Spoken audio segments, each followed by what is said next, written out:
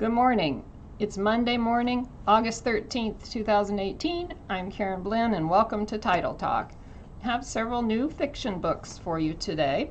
The first one is called The Prisoner in the Castle by Susan Elia McNeill.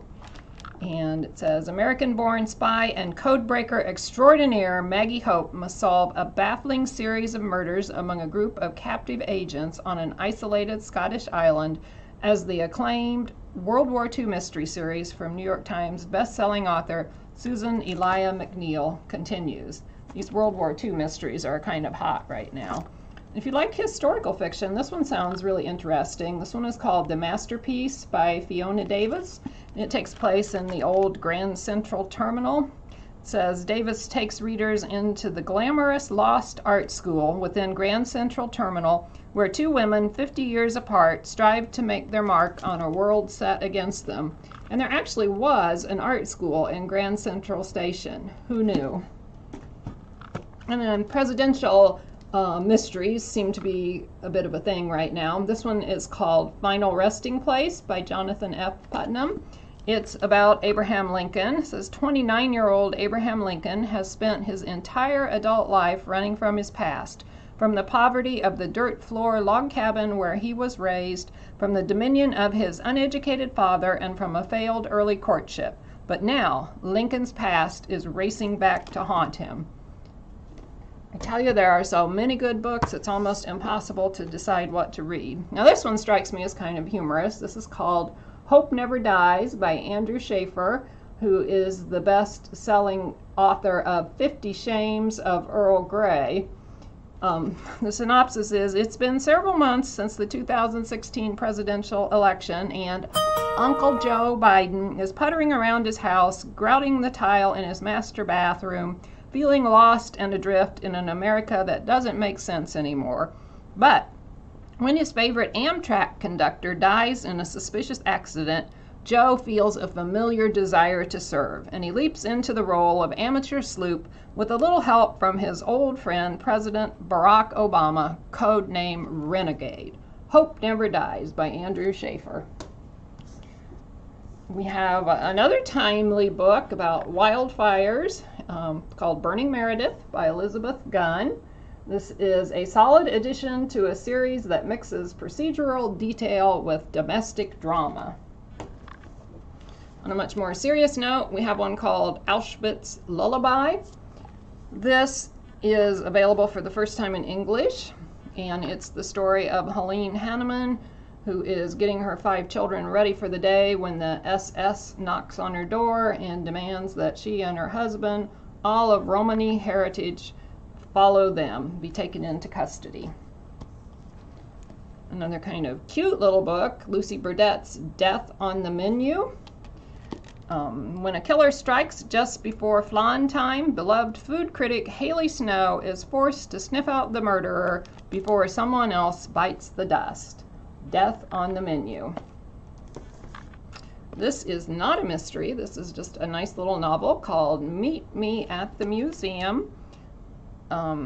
It's a Danish novel. It takes place actually between a Danish man and a British woman. And it says, we have both arrived at the same point in our lives, more behind us than ahead of us, paths chosen that define us, enough time left to change. And they write letters back and forth to each other. And I think some changes in their lives do occur by the time you get to the end of the book. Poppy Harmon Investigates by Lee Hollis. The little thing up here says Palm Leaf Retirement Village. And Lee Hollis begins a delightful new series in which Poppy Harmon and her friends find that life after retirement can be much busier and deadlier than any of them ever anticipated.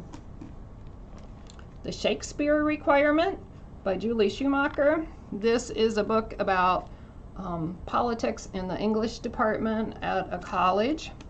It says, the slings and arrows of outrageous fortune keep hitting beleaguered English professor Jason Fittger right between the eyes in this hilarious and eagerly awaited sequel to the cult classic of anhedonic academe, the Thurber Prize-winning Dear Committee members. Once more, Into the Breach.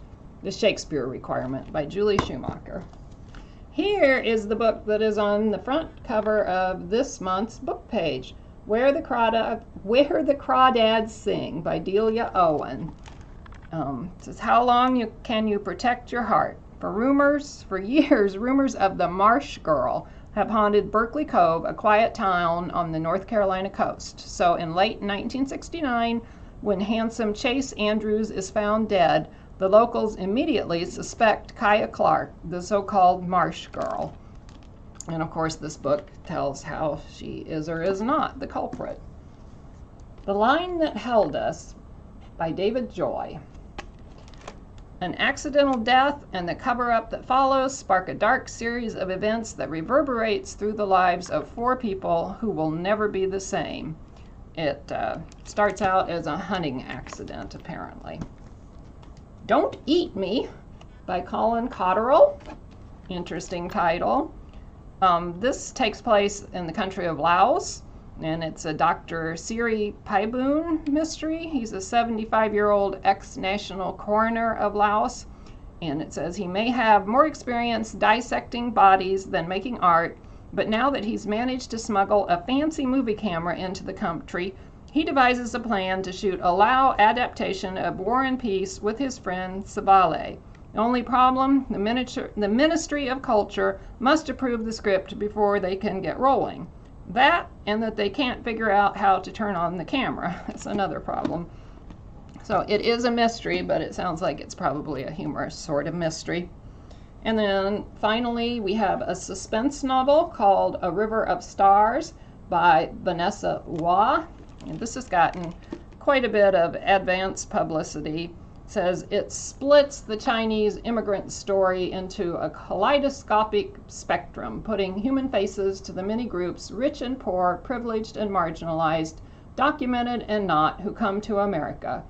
Vanessa Hua's debut is an utterly absorbing novel about the ruthless love of parenthood and the universal truth that sometimes family runs deeper than blood alone. Like I say, it's gotten a lot of good advance publicity. Sounds like a good read. So I thank you for tuning in this morning. We'll see you next week. Happy reading.